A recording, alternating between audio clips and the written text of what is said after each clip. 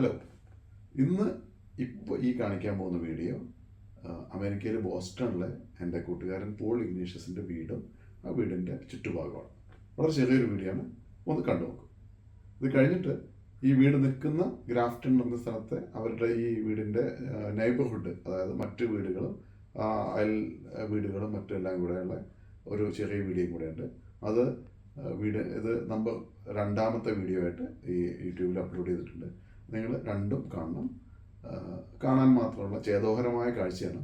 ഈ ഫാൾ ടൈമിൽ, അതായത് ശിശിരകാലത്ത് അമേരിക്കയിലെ ഈ മരങ്ങളുടെ ഈ വർണ്ണക്കാഴ്ചകളെന്ന് പറയുന്നത് എത്ര കണ്ടാലും മതിയാവില്ല.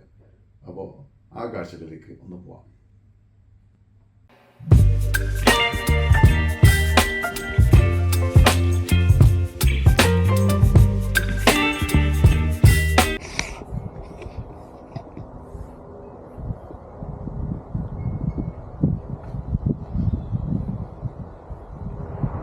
പോളിൻ്റെ എൻ്റെ ഫ്രണ്ടിൻ്റെ വീടാണ് ഇത്. അമേരിക്കയിലെ ബോസ്റ്റൺ നഗരത്തിൻ്റെ പ്രാന്തപ്രദേശമായ ഗ്രാഫ്റ്റൺ എന്ന് പറഞ്ഞ ചെറിയ സിറ്റിയാണ്, അല്ലെങ്കിൽ ഗ്രാമമൊന്നുമില്ല, അവിടെയാണ് അവൻ്റെ വീട്. ഇവിടെ വന്ന് നമ്മൾ നേരത്തെ ന്യൂജേഴ്സിയിലായിരുന്നു, അവിടെ നിന്ന് ഇന്നലെയാണ് ഇങ്ങോട്ട് വന്നത്. ടെമ്പറേച്ചർ കുറച്ച് ഡൗൺ ആണ്, 4 ഡിഗ്രിയാണ് ഇന്ന് രാവിലത്തെ ടെമ്പറേച്ചർ. അപ്പോൾ വീട് അത്യാവശ്യം വലുപ്പമുള്ളൊരു വീടാണ് കേട്ടോ. കുറച്ച് സോളാർ പാനലൊക്കെ വെച്ച് ക്ലീൻ പവർ ജനറേറ്റ് ചെയ്യുന്നുണ്ട്. ഇവിടെ സോളാർ പാനൽ വെക്കുന്നത് അതിൻ്റെ പവർ ജനറേഷൻ എല്ലാം ഒരു കമ്പനികളാണ് ചെയ്യുന്നത്. നമ്മുടെ റൂഫിൽ വെച്ചാലും, ഇപ്പോൾ കേരളത്തിലാണെങ്കിൽ KSEB വെച്ച് KSEB മാനേജ് ചെയ്യും എന്ന് പറയുന്ന പോലെ ഇവിടെ അതിന് പ്രൈവറ്റ് കമ്പനികളാണ്. എന്നിട്ട് അതിൻ്റെ മീറ്ററിങ്ങും അതുമായി ബന്ധപ്പെട്ട കാര്യങ്ങളൊക്കെ അവർ ചെയ്യും. മറ്റത് ഇവിടുത്തെ ഇലക്ട്രിസിറ്റി കൊടുക്കുന്ന കമ്പനി വേറെയാണ്. രണ്ട് കമ്പനികളായിരിക്കും. നമ്മുടെ അവിടെ രണ്ടും ഒരേ കമ്പനിയാണ്. ഇതൊക്കെ അവൻ്റെ പുരയിടമാണ്. ഈ പുരയിടം ഇങ്ങനെ ആണ് സൂക്ഷിക്കുന്നത്. ഇതിൻ്റെ ഈ പുല്ല് വെട്ടുന്നതൊക്കെ ഇവർ തന്നെയാണ്. അതിനുള്ള യന്ത്രങ്ങളൊക്കെ ഇവർ മേടിച്ച് വെച്ചിട്ടുണ്ട്. അതൊക്കെ സ്വന്തം ചെയ്തോളണം, അല്ലാണ്ട് ഇതിനൊന്നും ആളെ വിളിച്ചിട്ട് ചെയ്യിക്കാൻ പറ്റില്ല. ആളെ വിളിച്ചാൽ ആളെ ഒക്കെ ഭയങ്കര കോസ്റ്റ്ലിയാണ്. ഒരു ക്യാമറ മെഷീൻ, ഒരു വണ്ടി അതിൽ കൂടെ പോകുന്നുണ്ടല്ലോ. ഇതാണ് അവൻ്റെ കൃഷി. അവൻ്റെ ഭാര്യയും അവനും ഒക്കെ കൂടെ ചെയ്യുന്ന കൃഷിയാണ്. ഇത് പടവലമുണ്ട്, ഇതിനകത്ത് പയറുണ്ട്, കുറേ കൃഷികളൊക്കെ ഉണ്ട്. ഇതൊക്കെ ഇപ്പോൾ ഈ തണുപ്പ് വന്നു കഴിഞ്ഞാൽ എല്ലാം നശിക്കും. അത് കഴിഞ്ഞ് പിന്നെ തണുപ്പ് പോയി കഴിഞ്ഞാൽ രണ്ടാമത് റീസ്റ്റാർട്ട് ചെയ്യാൻ പറ്റുള്ളൂ. അങ്ങനെയാണ്. അല്ലാണ്ട് ഒരിക്കൽ ചെയ്താൽ അത് കാലാകാലം നിൽക്കുന്ന പരിപാടിയില്ല. തണുപ്പാകുമ്പോഴേക്കും എല്ലാം, മുളകൊക്കെ ഉണ്ട്, മുളകൊക്കെ ഫുള്ളായിട്ട് നശിച്ചു. അവർക്ക് ഇഷ്ടപ്പെട്ട സാധനങ്ങളൊക്കെ, കറിവേപ്പിലൊക്കെ എന്ത് ചെയ്യുമെന്ന് വെച്ചാൽ അവർ ഒരു ചട്ടിയിൽ വളർത്തിയിട്ട് തണുപ്പാകുമ്പോഴേക്കും അതിനെ വീട്ടിനകത്തേക്ക് കയറ്റി വയ്ക്കും. എന്നിട്ട് അതിനാവശ്യമുള്ള ലൈറ്റൊക്കെ അവിടെ കൊടുക്കും. അതുപോലെ അപ്പുറത്ത് കാണുന്നതും ഒരു ചെറിയ തോട്ടം പോലെ സെറ്റ് ചെയ്തിരിക്കും. ഇതൊക്കെ അവൻ്റെ സ്ഥലം തന്നെയാണ്, പക്ഷേ ഇതൊക്കെ ലോണായിട്ട് ഇങ്ങനെ ഇട്ടിരിക്കും. ഇതെല്ലാ വീടുകളും ഇങ്ങനെ ചെയ്തിരിക്കണം എന്നാണ്. അല്ലാണ്ട് മറ്റ് മരങ്ങളൊന്നും വളർത്താൻ പാടില്ല. കുറേ നിയമങ്ങളുണ്ട്, ഒത്തിരി നിയമങ്ങളുണ്ട്. ഇന്ന മരങ്ങളെ സ്പെഷീസേ പാടുള്ളൂ, ഇന്നതുപോലെ ആയിരിക്കണം, വിസിബിലിറ്റി ഉണ്ടാവണം. അതായത് നമ്മളിപ്പോൾ ഫെൻസിങ് കൊടുക്കുകയാണെങ്കിൽ ഫെൻസിങ് കൊടുക്കാം, പക്ഷേ ഉൾഭാഗം കാണണം. അതിന് കാരണം എന്താണെന്ന് വെച്ചാൽ ഇവിടെ ഈ കരടി, അതുമാതിരി മാൻ, മറ്റ് മൃഗങ്ങളൊക്കെ ഇവിടുന്ന് ഇവിടെയുള്ള കാട് പോലത്തെ കുറേ അൺഅറ്റൻഡഡ് പ്ലേസസ് ഉണ്ട്, അവിടെ നിന്നൊക്കെ ഇറങ്ങി വരാൻ സാധ്യതയുണ്ട്. അപ്പോൾ നമ്മളിപ്പോൾ മതിലൊക്കെ കെട്ടിയിരിക്കുകയാണെങ്കിൽ അതിൻ്റെ അടുത്തുകൂടെ നടന്നു പോകുമ്പോൾ ചിലപ്പോൾ സർപ്രൈസായിട്ട് നമ്മുടെ മുന്നിലേക്ക് ചിലപ്പോൾ ഈ മൃഗങ്ങൾ ചാടി വരാൻ സാധ്യതയുണ്ട് എന്നുള്ളതുകൊണ്ട് കൂടുതലും നല്ലൊരു ഡിസ്റ്റൻസ് തന്നെ വിസിബിളായ രീതിയിൽ കിടക്കണം. അതിന് വേണ്ടിയിട്ടാണ് അവർ ഈ ബൗണ്ടറി വാൾസ് പാടില്ല എന്ന് പറയുന്നത്. അപ്പോൾ ഇതിപ്പോൾ അവൻ്റെ വീടിൻ്റെ പുറകുവശം, കിച്ചണിൻ്റെ പിൻഭാഗം.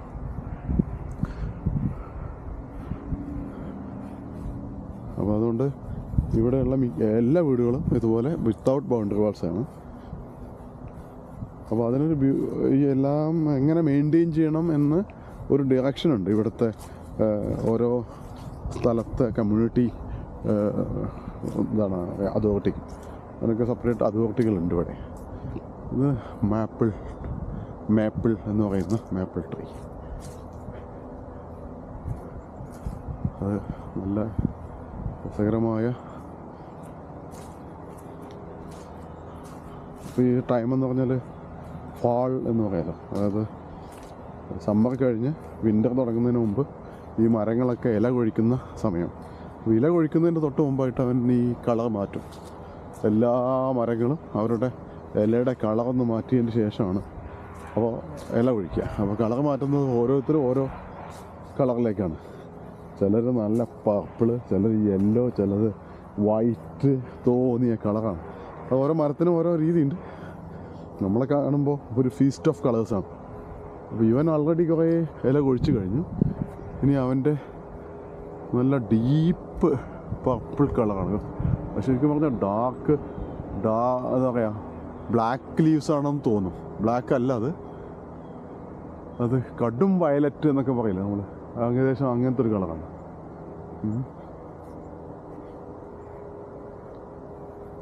ഇനി അവൻ വിൻ്ററിന് വേണ്ടി കാത്തു നിൽക്കുകയാണ്. വിൻ്റർ വന്നു കഴിഞ്ഞാൽ ഇവിടെ കംപ്ലീറ്റ് സ്നോ വീണ് ഇതെല്ലാം സ്നോ കൊണ്ട് മൂടും. ഇതൊക്കെ സ്നോ കൊണ്ട് മൂടും. ഈ റോസൊക്കെ അപ്പോൾ എന്താവും എന്നുള്ളത് പറയാൻ വയ്യ. റോസൊക്കെ നല്ല സ്റ്റൈലിൽ റോസാണ്.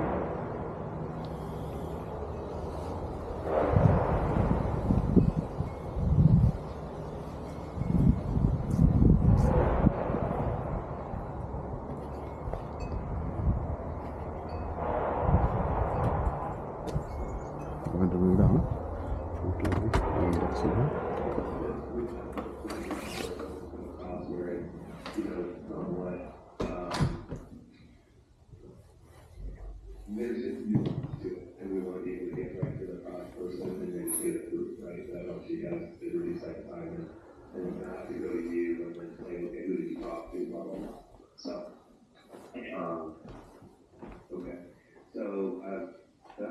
മുല്ലയൊക്കെ ഇവിടെ കൊണ്ടു വെച്ചിട്ടുണ്ട്. അല്ലെങ്കിൽ മുല്ലയുടെയൊക്കെ ഇപ്പോൾ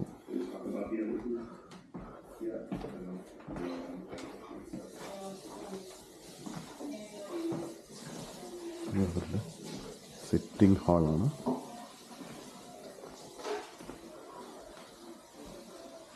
ഇതാണ് പഴയ ചിമ്മിനി. ഇപ്പോൾ ആ ചിമ്മിനി യൂസ് ചെയ്യുന്നില്ല, പകരം ടോട്ടൽ ഹീറ്റിംഗ് ആണല്ലോ, റൂം ഹീറ്റേഴ്സ് ഉപയോഗിക്കുകയാണ്. ഹീറ്റിംഗ് ആയതുകൊണ്ട് ആ ചിമ്മിനി യൂസ് ചെയ്യുന്നില്ല. കറിവേപ്പില ഞാൻ പറഞ്ഞില്ലേ, കറിവേപ്പിലയൊക്കെ അടുത്ത് സിറ്റിംഗ് ഹാളിൽ കൊണ്ടു വെച്ചിരിക്കുകയാണ്. മുരിങ്ങേനൊക്കെ പൊന്നാരിച്ച് വെച്ചിരിക്കുക. അപ്പം പുറത്താണെങ്കിൽ അവൻ തണുപ്പ് കൊണ്ട് മയ്യത്താവും. മനസ്സിലായല്ലോ? ഒന്നും വേണ്ട, ഇപ്പോൾ വയർ നിറഞ്ഞിരിക്കുന്നു. അയ്യോ ഒന്നും വേണ്ട.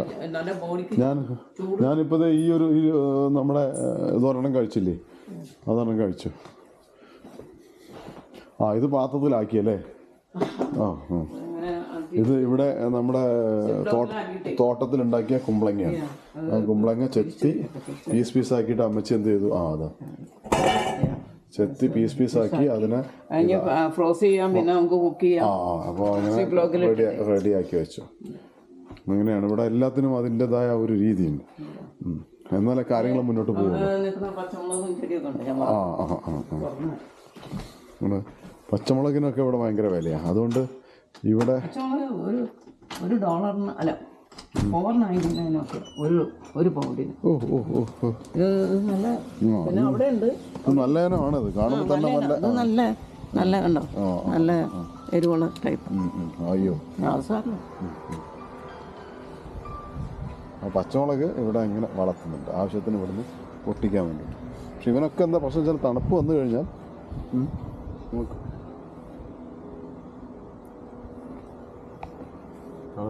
അവനെയൊക്കെ അത് സീരിയസ് ആയിട്ട് ബാധിക്കും. ഇത് ആക്ച്വലി ഫാൾ കളേഴ്സ്. ആക്ച്വലി ഈ ഹാലോവിൻ ഫെസ്റ്റിവലിൻ്റെ ഭാഗമായിട്ട് ഈ സമയത്താണ് ഇത്തരം പൂവുകളൊക്കെ ഇവർ ചെയ്തു വെക്കുന്നത്. ഇത് അവരുടെ ഡെക്ക് എന്ന് പറയുന്ന ഏരിയയാണ്.